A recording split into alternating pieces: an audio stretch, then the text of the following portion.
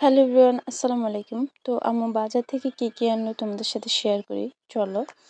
তো প্রথমে আমি একটা ঝুড়ির মধ্যে পোলাও চাল নিয়ে নিলাম।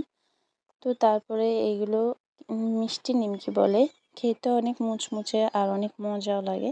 তো আমরা এটা সবসময় খাই, অনেক ভালো লাগে। তো তারপরে এই যে দেখো পাউরুটি নিলাম।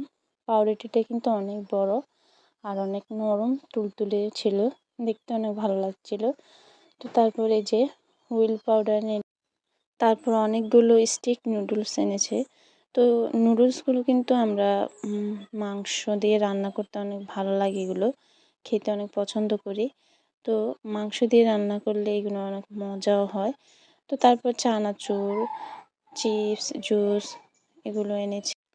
তো লাস্টে আরও টুকিটাকি কিছু আনলো আর 2টা সাবান আনলো। তো আজকে এই পর্যন্তই, টাটা।